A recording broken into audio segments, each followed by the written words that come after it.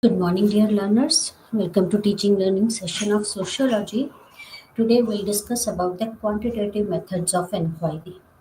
In our previous lecture, we discussed about the qualitative method of inquiry. Right?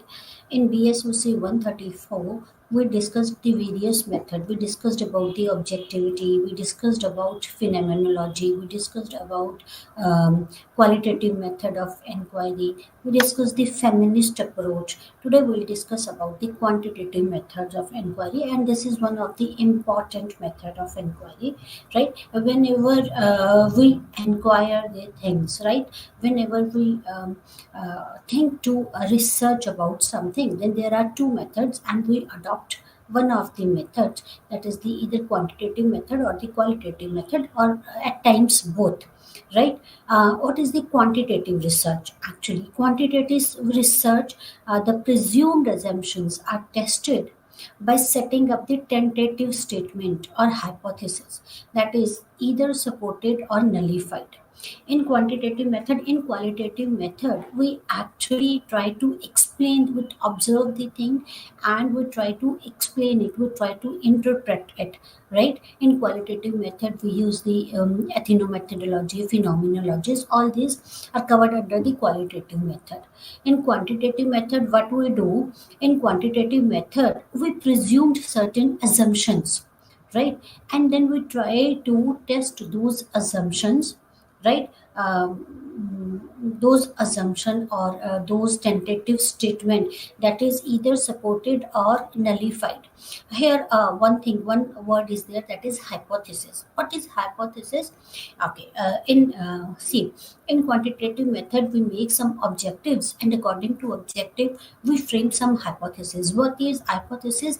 Again, it is an educated guess. An educated guess is hypothesis, or presumed assumptions are hypothesis. We presume that this will happen or this happens, right? Presumed assumptions or an educated guess is an hypothesis. And in quantitative method, we try to either accept those presumed assumptions or guesses, or reject those guesses, and on the basis of that we conclude whether this is correct, what was our assumption was correct or not, right? That data was done, the test is done through the data collected, which finally decide the fate of hypothesis. In quantitative method, we collect the data either through primary, it could be either primary data or the secondary data, right? And on the basis of those data, which we have collected through primary sources or through secondary sources, we check and test those presumed assumptions or educated guess known as hypothesis. And on the basis of those data, either we accept the data or we reject the data, right? The objective measurement with a high quality of reliability and validity is designed to collect the data. We frame the objectives, and then we frame the hypothesis. Means our guess, we guesses, we that is assumed presumed assumptions, right? As I told you, that on the basis of data, we either accept the hypothesis or reject the hypothesis. And when on the basis of data, we either accept or reject, how can we collect the data, right? There are the various tools through which we collect the data, right? And it is very important that these tools should be reliable and valid, right? Reliable and valid means when we use that tool again and again, it should produce the similar kind of a result, or when we collect this data from the same group, it should show more or less the same type of results, right? Then that tool is known as reliable and valid. It is important that your tool should be reliable and valid. Reliable means on which you can rely. You must be sure that the tool which you are using is the correct tool. Until and unless your tool is correct, how can you say that whatever data you have collected is right or not? It is important to collect the data through valid and reliable. Reliable means you on which you can rely, right? That is reliable and valid. Valid is that it is doing, it is solving the purpose, right? That is valid. You are using a valid tool, you are using a correct tool, right? You should not use the wrong tool. If you will use the wrong tool or the wrong tool to collect the data, then it could increase the chances of human errors, right? Type 1 error and the type 2 error. If there are errors, then you cannot generalize your result, then the research will be waste, right? So it is very important that the tool should be uh, reliable and valid. Tools, what are the tools? Like questionnaire is a tool to collect the data, right? Observation is again a tool to collect the data, right? Yeah, and then when you collect the secondary data from various sources, then again you use various types of the tools, right? So your questionnaire or whatever tool you are using, right, it should be valid and reliable. That is, you can rely on that tool and should be able to solve your purpose. It should be, framed in such a way that it should solve your purpose, right? Next is the information is analyzed by using the statistical procedure and hypothesis testing. See, in quantitative method, it's not that easy as it seems to be. Actually, in quantitative method, what we do is, first of all, it is very important to frame the topic, right? As everyone said, as per Max Weber, the value plays an important role in formation of the topic. Then, after the formation of the topic, the researcher should be unbiased, right? Right. Then it is important to frame the topic. After framing the topic in quantitative method, what we do, we frame the objectives. Right? We go through the literature review. What has been done in the previous researches, whether someone has worked on this topic or not. If yes, what was their result, what was their assumption, and what result they got. On the basis of that, we try to find out the research gap. Is there any research gap, right? From the literature review, we try to find out the research gap, and then we frame the objectives. On the basis of the objective, we frame the hypothesis. We assume certain things. There are again, what is hypothesis? An educated guess. We frame the hypothesis, and after that, what we do, in this process, all this is known as the research methodology. We frame the hypothesis, we select the population, then we decide about the sample size, right? What should be our sample size? Then we use the various tools to have, then we decide how we'll collect the data, right? We decide upon the tools to collect the data. After deciding on the tools, right, we start collecting the data, and after collecting the data, we tabulate that data in the required format. In what format we need it, we tabulate it. And then after tabulating it, we use various statistical methods and procedure to analyze that data, right? And on the basis of those analysis, we either accept the hypothesis or reject the hypothesis. This is a framework of quantitative research, right?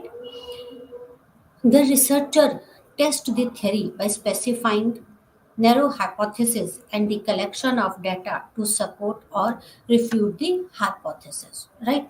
As I told you that on the basis of the literature review of literature, we frame the we try to find out the research gap, and on the basis of the research gap, we frame the objective and the hypothesis, and on the basis of the test of the hypothesis, we try to test a theory, right?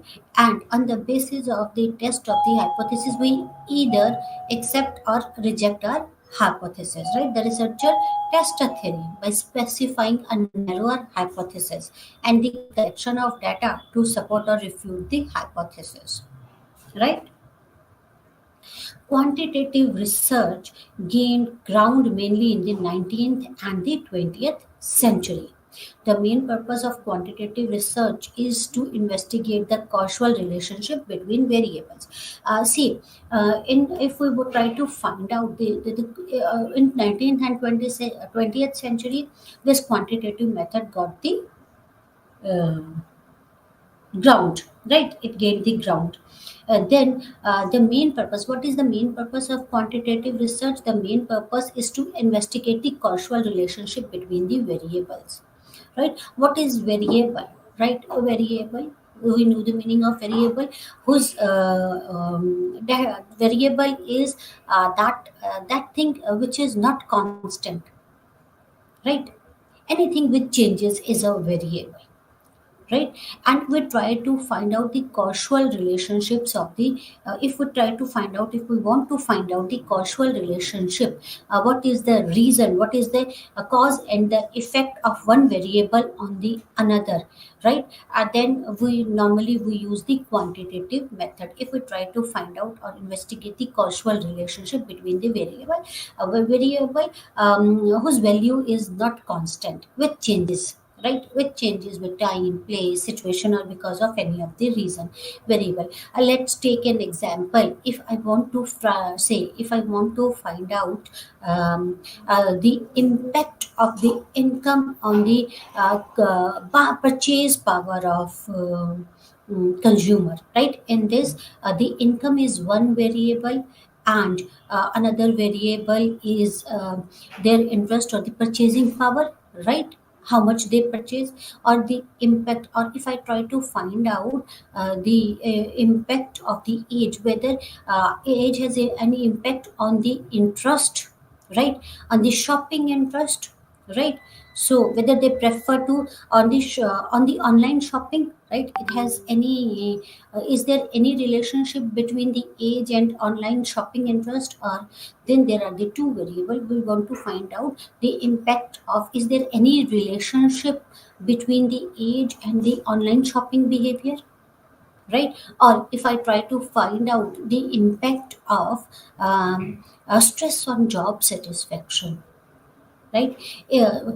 So there are two variables. I want to find out the causal relationship, is there any relationship between these variables, right? Say if stress is less, my hypothesis is if stress is more, then if there is no say null hypothesis could be there is no impact of stress on the job satisfaction, or alternative hypothesis could be there is a direct relationship between the stress and the job satisfaction, right?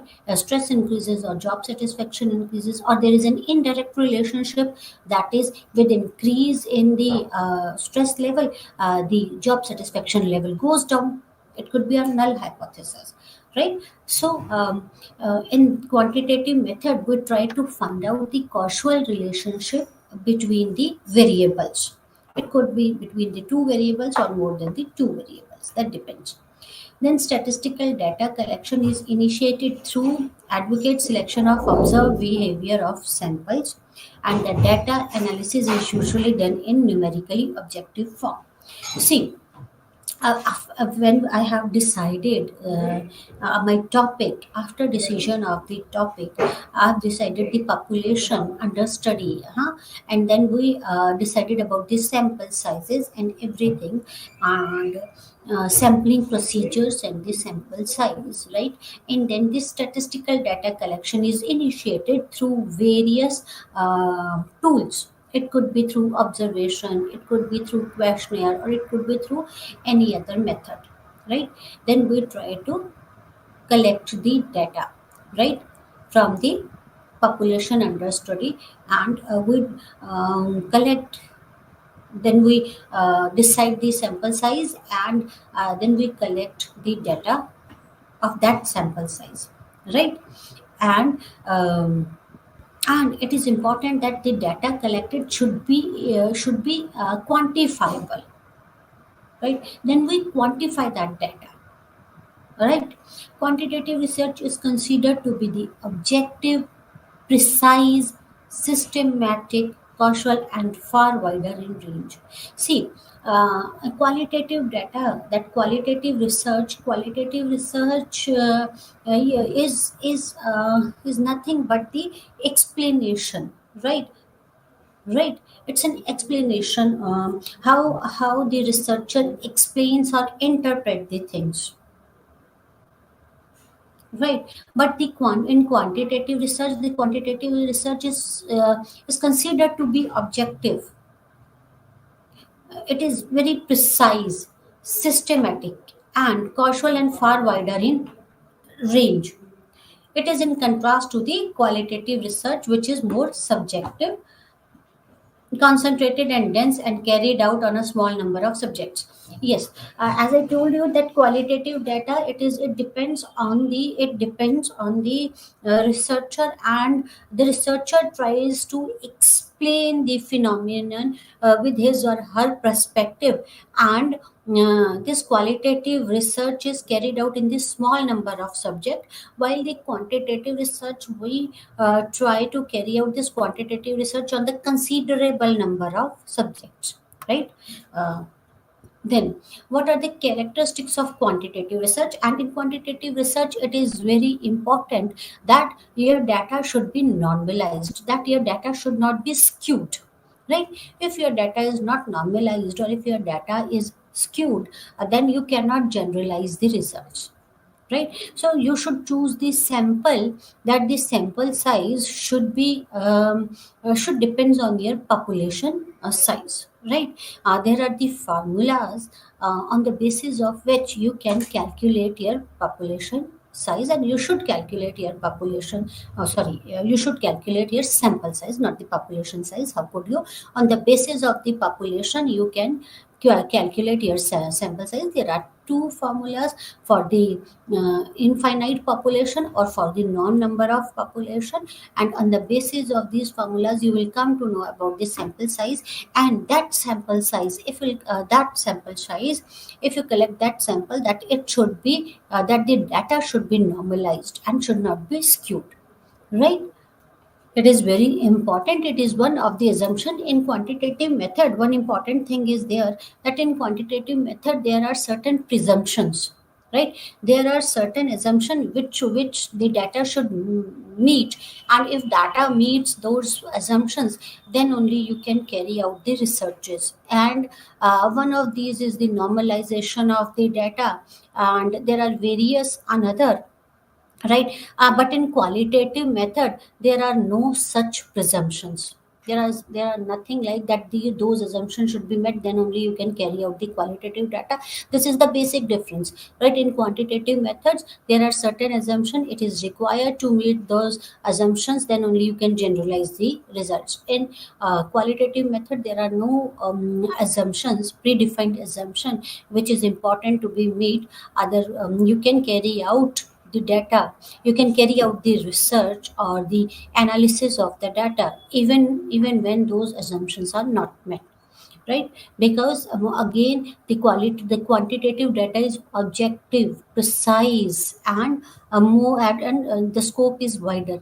In qualitative method, it is subjective type of a research, right? Characteristics of quantitative research. Quantitative research tends to present observation in terms of number or numeric, as the name indicates, quantitative, quantity. So, quantitative research tends to present observation in terms of number or numeric.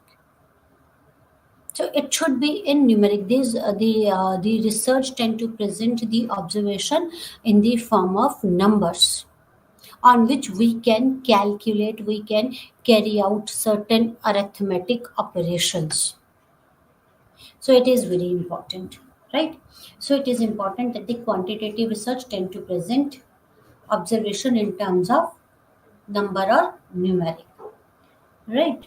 Next is another common characteristic of quantitative research is its tendency to engage more of empirical methods and statements, right? it should be we should be able to quantify the data. The first thing is that, and then second is it is that it should engage more of empirical methods and the statement. The technique applied for gathering data in quantitative research are many. Right, right. There you can use many tools or the techniques to gather the data in quantitative research. Right, you can use. There are the n number of tools available which you can use to gather the information. But these information should be in the quantitative terms. There are various tools and techniques available, right, to gather the data in the quantitative method. The mostly included the interviews, questionnaires, and experimental research. These tools could be your observation method. Again, observation is an important method, right? Then interviews, when you conduct the interviews, when we use this tool interview, we use the interview tool when our sample size is small. Right, suppose if I have to, my sample size is say 10, 12, 15, then it is possible for me to conduct the face to face interviews or telephonic interviews. There are various type of interviews which you can conduct. That is, it could be the face to face interview, when you ask the questions and you get the answer, and when you note down the answers and then you tabulate and quantify those answers. Right, it could be through telephonic interview when you call someone and you get the responses. Right, interview could be semi structured or the structured or unstructured interviews. Unstructured interviews, when you have not framed the question previously and you spontaneously ask the question, that is unstructured question. Unstructured. Right, structured interview is when you have framed the questions previously and you just ask precisely those questions. That is the structured type of the interview. And unstructured and semi-structured is you have framed certain question, and then if something came in your mind, you spontaneously ask that question too. Then that is semi-structured type of the interview. That depends on the type of the research you want to carry out. That depends on the data you want to collect, and it could be structured, unstructured, or semi-structured type of the interview. Normally we prefer to carry out either structured or semi-structured type of the interviews. Right, another technique or the tool used to collect the data could be a questionnaire. Right, when you frame the certain questions, right, and it could be either objective, the answer could be in objective form, that you have to choose one or more than the one options given.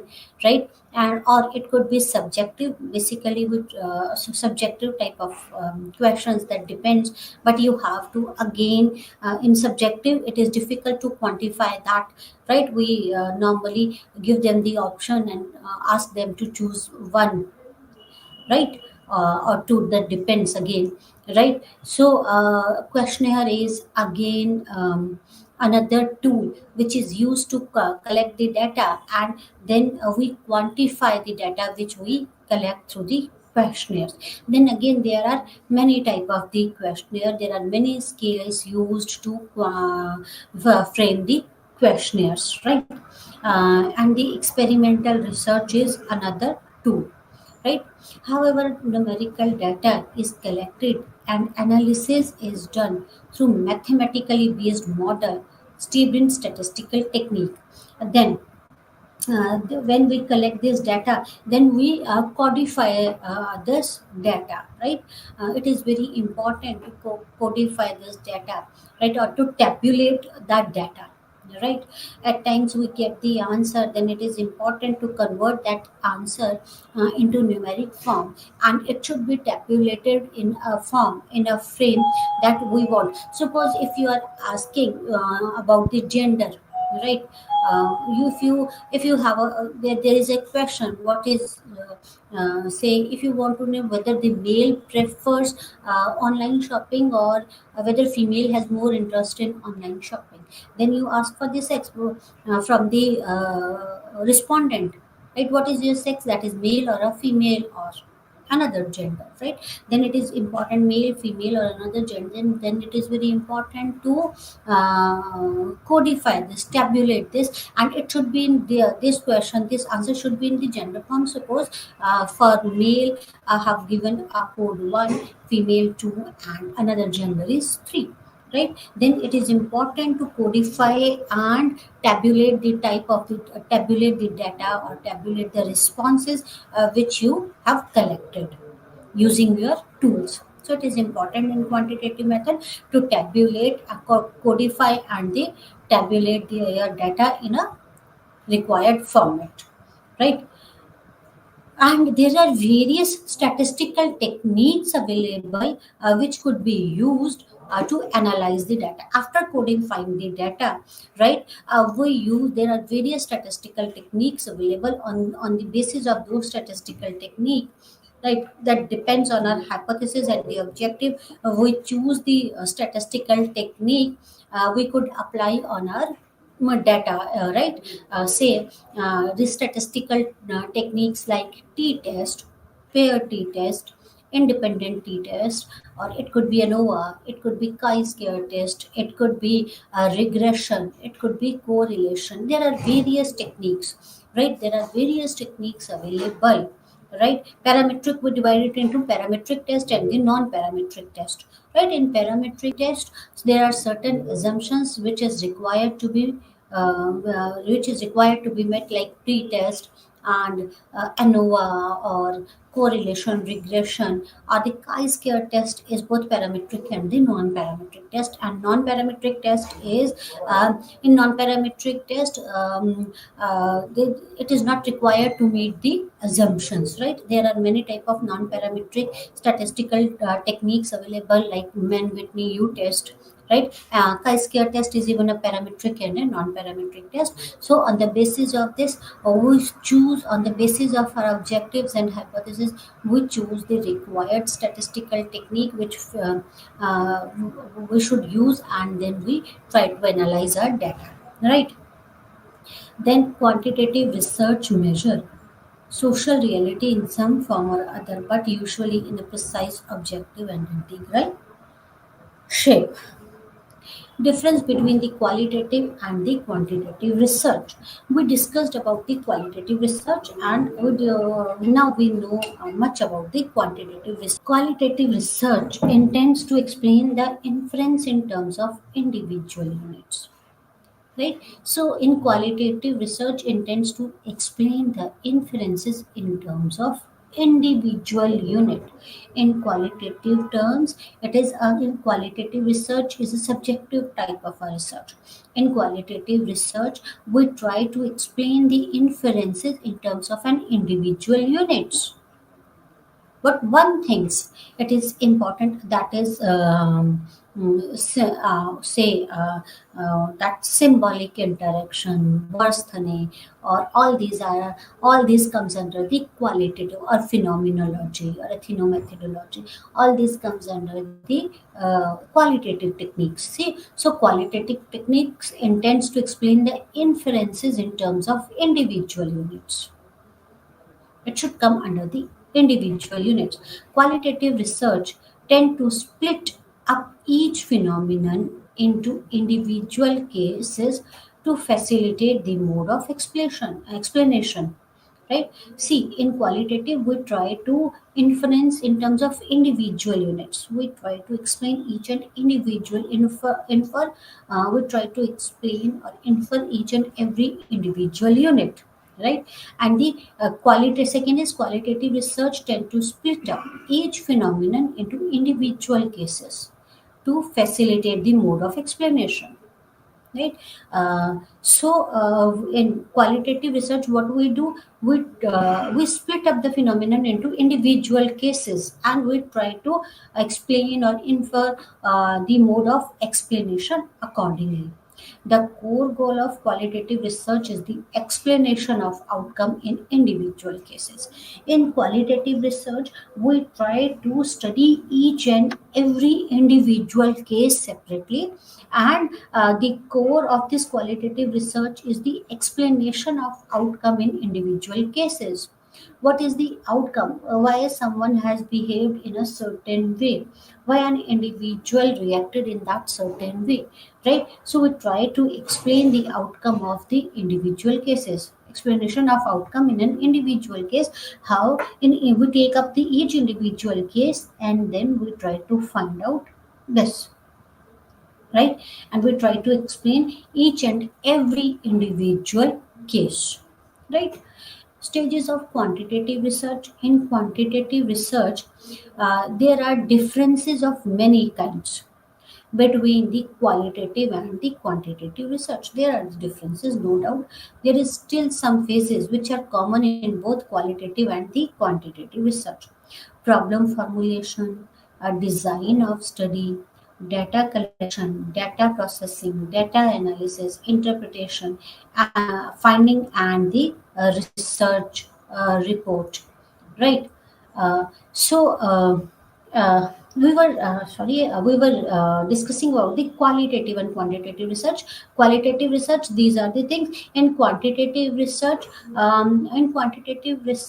we try to explain a population by taking up a sample of that population. We don't try to explain each and every individual. In quantitative research, we try to explain the behavior of a population. It is more objective type of this, right? And the it is actually the quantitative research is explanation of outcome of the population rather than the individual case, right? So stages of there are various stages of quantitative research. When we carry out the quantitative research, we go through the various stages, right? There is a proper well defined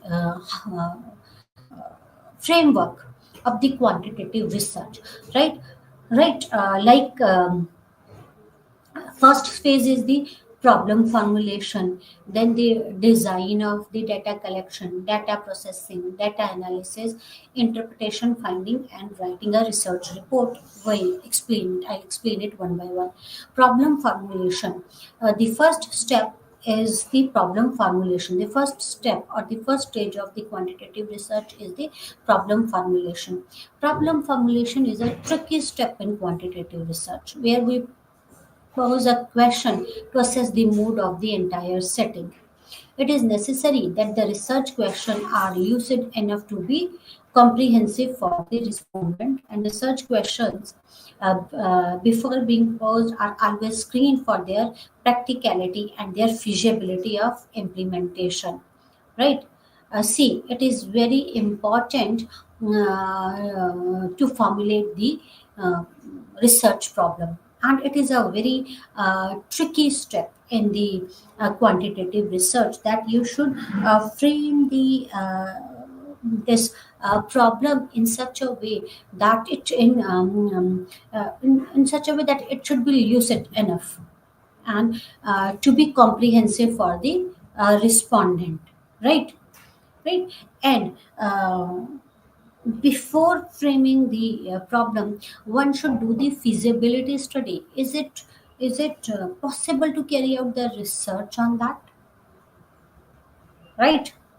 That is the research question before being posed are always screened for their practicality, their feasibility study of implementation. Can we implement that? Is it feasible to carry out that research? Right, followed after this episode is critical review of literature, which may be quite rigorous and exhaustive.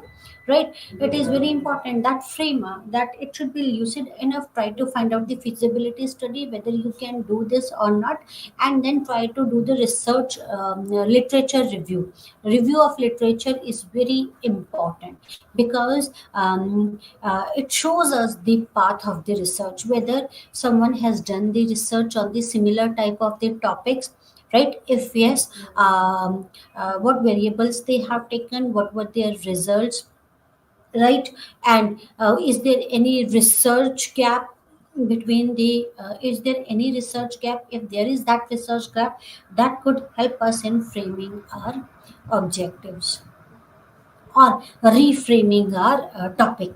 At times it gives us the idea that we should reframe our topic again, right? So review of literature plays a very important role.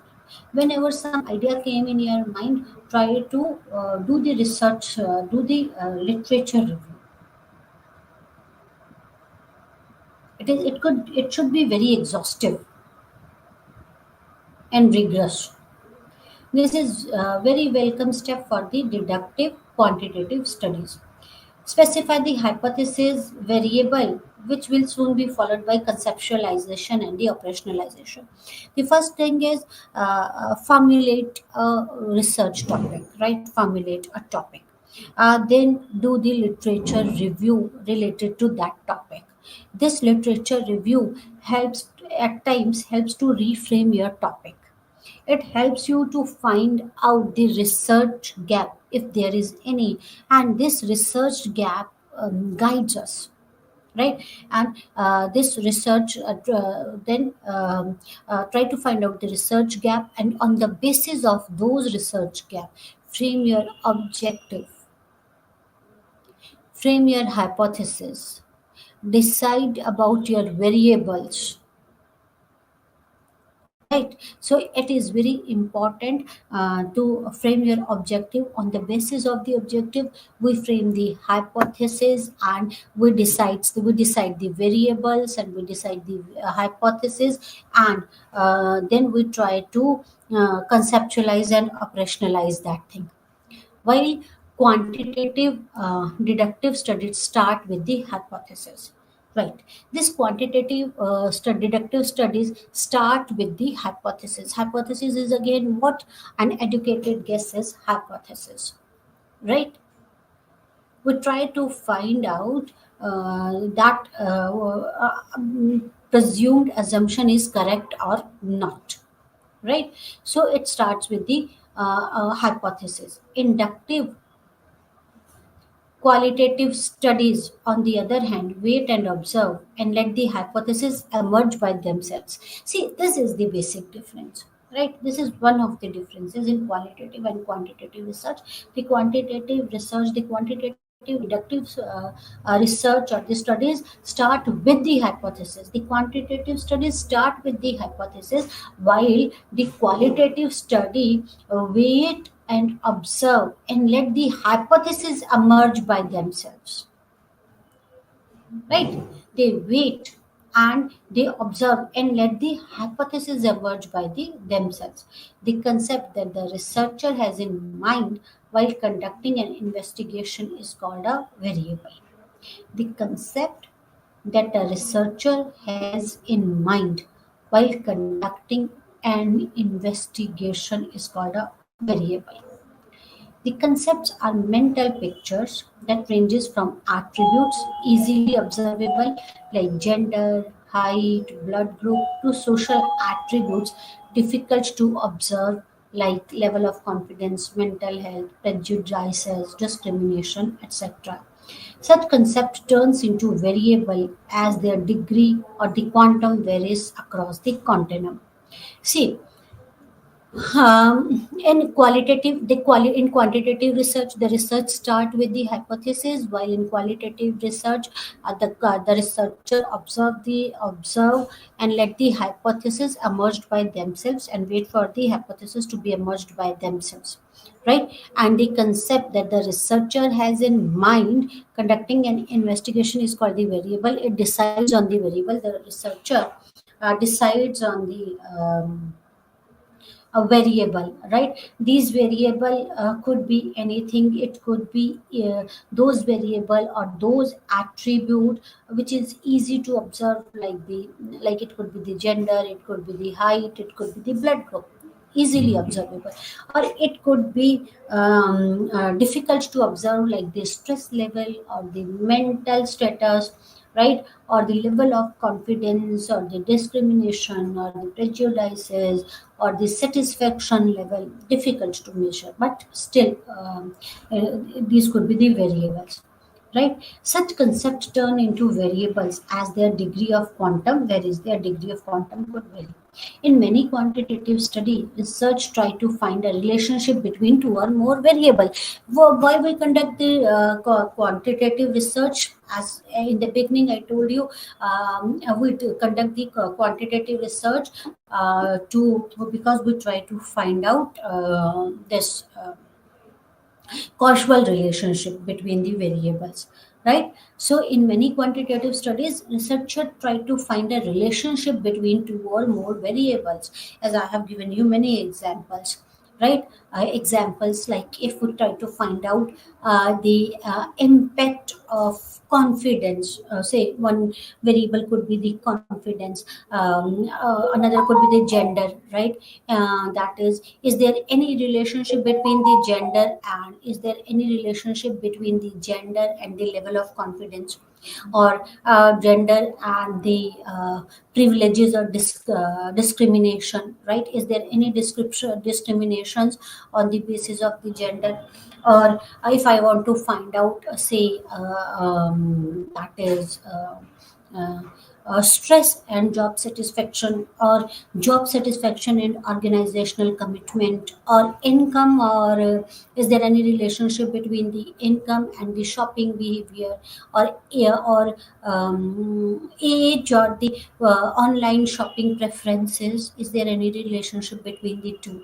So there could be many, right? So in quantitative studies, we try to find out the what should I say,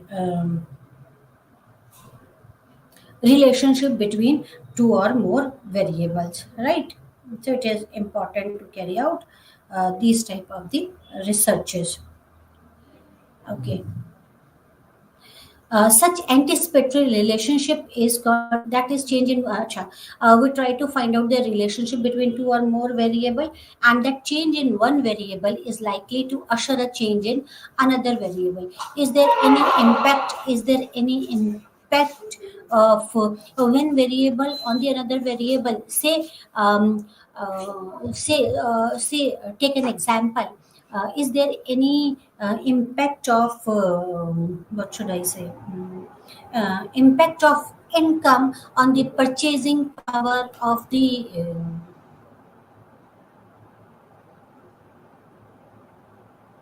customer? Or is there any impact of price and the sales, right? Suppose if this price goes up, the sales goes down, or if price goes up, sales goes up. Is there any relationship between the two, right? Or there is no change in the price. Even though there is no change in the price, the sales moves up or goes down, right? We try to find out the relationship. We try to find out that a change in one variable is likely to impact the change in another variable, right? Such anticipatory relationship is called hypothesis. This anticipatory relationship is called hypothesis. Hypothesis is an educated guess. What is a normal guess? That yes, the price impacts the sales level, the age impacts the shopping behavior, or the income impacts the shopping behavior, or the purchasing power, right? So is there any impact? Such anticipatory relationship is called the hypothesis. It is again a educated guess, right? Important thing is, remember one thing. uh, Whenever you are framing a hypothesis, a null hypothesis, that null hypothesis should be a negative type of a hypothesis, that there is no significant difference. One should consider that there is no significant impact of one variable on the another variable. And if after analyzing your data, if you reject your hypothesis, there could be many alternative hypotheses, right? The correct way is to always consider, or always take that there is no significant difference. That is, suppose I want to find out the relationship, is there any relationship between the price and the sales, right? So according, if I frame my null hypothesis like that, there is no significant impact of price on the sales, right? Even if the price goes up or goes down, sales will remain constant. There is no impact on the sales, right? There is no significant, not significant, is important, that significant is important. Significant impact of one variable on the another. And if after analyzing this my data, if I reject my hypothesis, then there could be many alternative hypotheses, like if the price goes up, sales goes down. Or it could be, right, if sales goes up or the price goes up, if the price goes up, sales goes up, right? If price goes up, sales goes down, right? Even if the price, right, there could be n number of alternative hypotheses. That again totally depends. Such anticipatory relationship is called the hypothesis. And it is important that you should frame a null hypothesis in a negative frame, in a negative way, that there is no impact of one variable on the another variable. That is the correct way to check your hypothesis. A hypothesis is tentative and assumed statement that presuppose that modification in one variable is likely to instigate the change in one another variable, right? So as I told you, hypothesis is an assumed guess, presumed guess, right? So we presumed that the modification in one variable is likely to incite the change in another variable, right? Types of variable and their mutual relationship. There are, what are the types of variable? Variable can be both dependent variable and independent variable. What is the variable? Variable, as I told you, variable are the say phenomenon under study, or the variables are those things which that is whose value is not constant, it changes, right? A variable could be of two type, dependent variable and the independent variable. Independent variable is what? A variable that influences the other is called the independent variable, that influence the behavior of another variable. A variable that influence the behavior of another variable is known as the independent variable. Say if I say that price is an independent variable because it influences the sales. Whether the sales goes up, down, or no impact, that depends, but price has impact on the sales, right? Or income. Income is an independent variable in my hypothesis when I say that there is no significant impact of income on the purchasing power or the purchasing behavior, right? So income is an independent variable because it is impacting the purchasing power. If income goes up, suppose if income goes up, the purchasing power goes up. If income goes down, the purchasing power might go down. Then again, it depends, right? Say for example, impact of stress on job satisfaction. In this, stress is independent variable because it is impacting the job satisfaction of an individual, right? So independent variable is that variable which influences the other variable, while the dependent variable that is being influenced by the other is called the dependent variable. Like in our case, sales is an dependent variable, while price is an independent variable, because sales depends on the price, or job satisfaction depends on the say stress level, or purchasing power depends on the income, right? So all these are the dependent variable which influence the other variable, and independent variable which influences the other variable, and dependent variable which is being influenced by the other variable, right?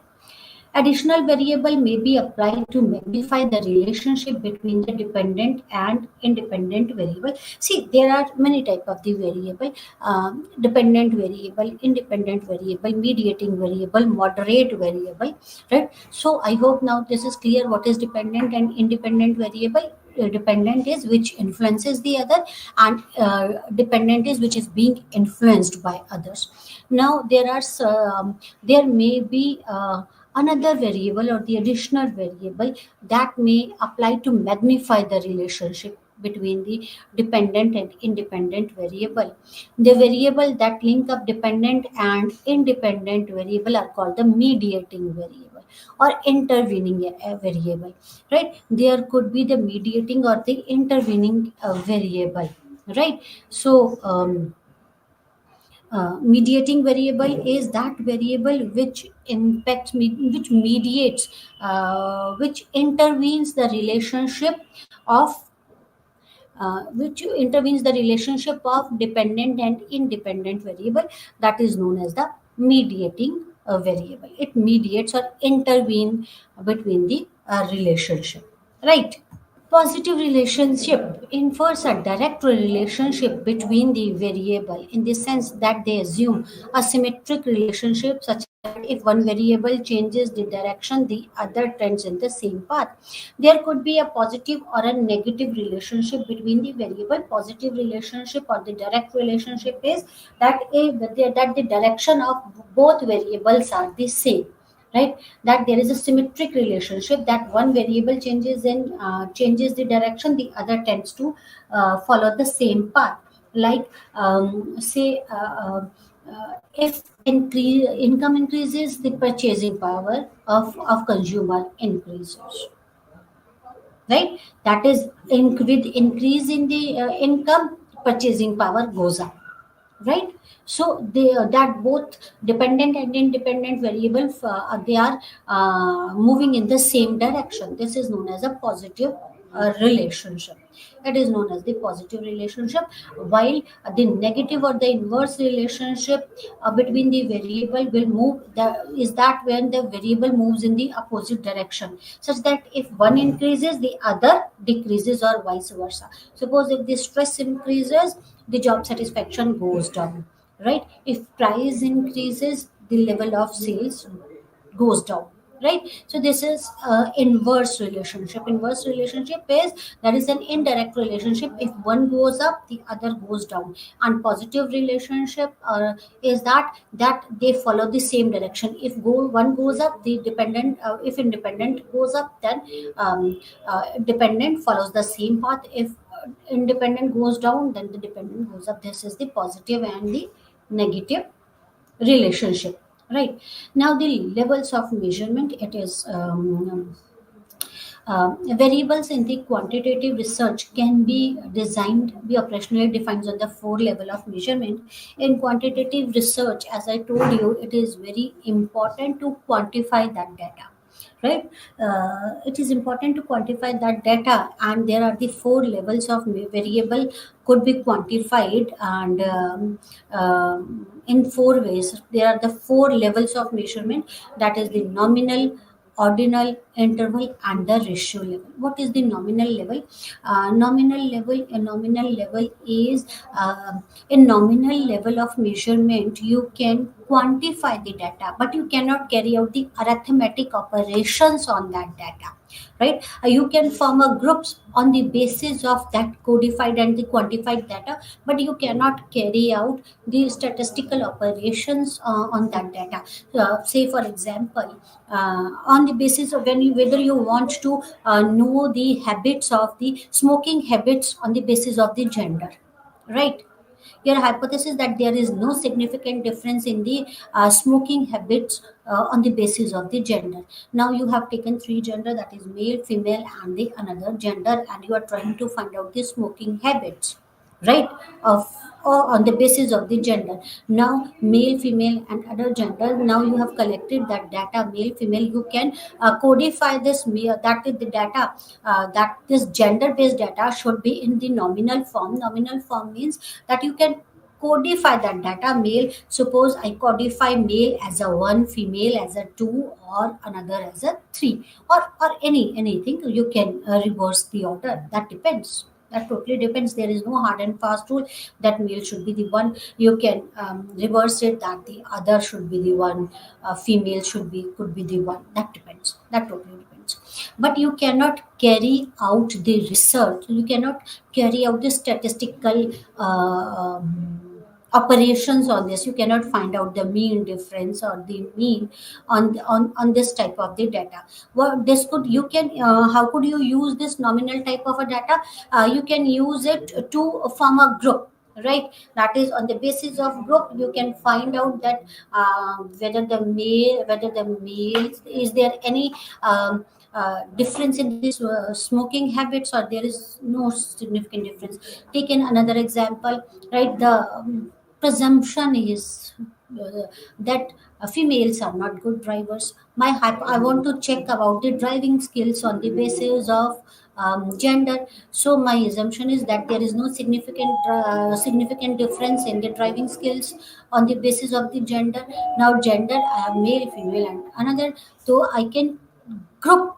I collect the data, gender. I can codify that data of gender, right, but cannot carry out the operations.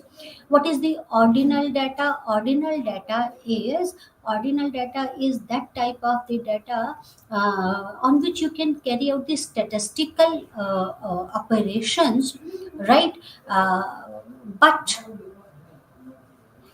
there is a limitations, right? And then comes the interval and the ratio scale. Interval scale is you can carry out all your um, statistical tools, you can carry out your statistical calculation, but this interval ratio, there is a no perfect zero. This scale could not start from the zero. And ratio scale is that scale which has a definite start. There is a zero. Ratio scale is that scale which has a definite zero. Suppose if I form a questionnaire on the basis of if I form a questionnaire on Likert scale, then the data which I collect as is based on the interval scale. Right? Suppose I've used a scale, a 3-point Likert scale, that is agree, disagree, or neither agree nor disagree. If you agree, I give you 1 marks. Neither agree nor disagree, suppose neither agree nor disagree, I'll give you one, and then I'll give you, say, two, or to agree, and -1 to disagree. That there is no definite scale, right? So there is no definite scale, then that is the no definite zero, right? 1 2 3 doesn't means that two is that there is a definite okay. Understand this in this way, that if you I have taken 1 2 3 4, that there is a no it doesn't mean that one is there, that difference between 1 and 2 is equals to 2 and 3, right? Right? And the ratio scale is the difference. There is a definite zero and the difference is same. So that depends whether you want to take the data on the basis of nominal scale, ordinal scale, or interval scale, or the ratio scale. So today we discussed about the quantitative method, right? Of research, right? This quantitative method is one of the important aspect, right? In quantitative research, we use the presumed assumption, right? Presumed assumptions to check out the tentative statement, and on the basis of these tests, either we accept the presumed statement or we reject the presumed statements. That totally depends, right?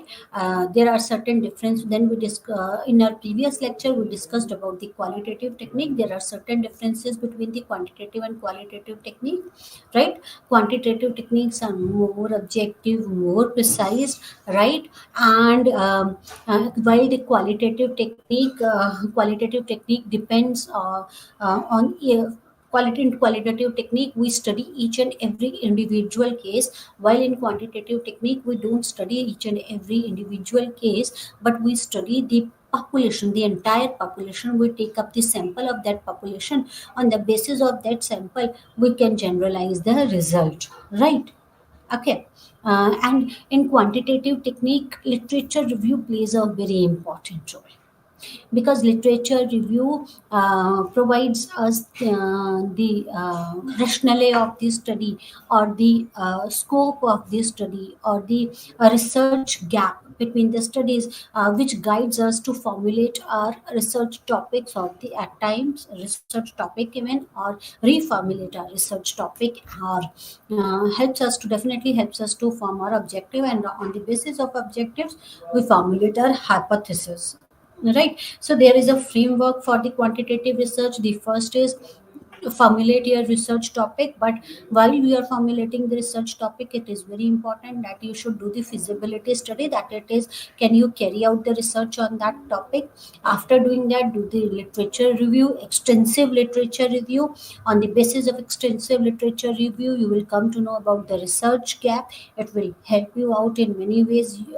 Can help you to reframe your topic, or to it helps, definitely it will help you to find out the variables which you should study, which have been left by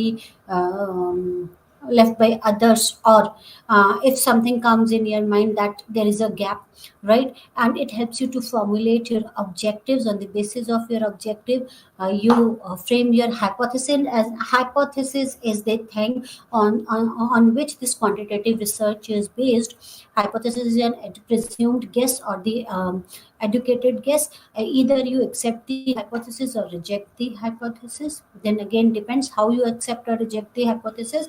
To accept and reject the hypothesis, it is important to collect the data, and it is important, after collecting the data, it is important to quantify that data and codify that data and tabulate that data, right? Your data should be quantifiable. If you are carry out your quantitative research, your data should be quantifiable. Quantify your data, right? And then tabulate your data, codify your data, tabulate your data, and then apply various statistic. You can apply various statistical techniques on the type of the, that depends on the basis on the type of the data which you have collected. And after applying the statistical technique, you can analyze and interpret the data, and can either accept or reject your hypothesis. Then, after analyzing, you can either accept or reject the data, right? So, this is quantitative research technique, and one of the very important research techniques. That's all for today. Thank you very much. Namaskar.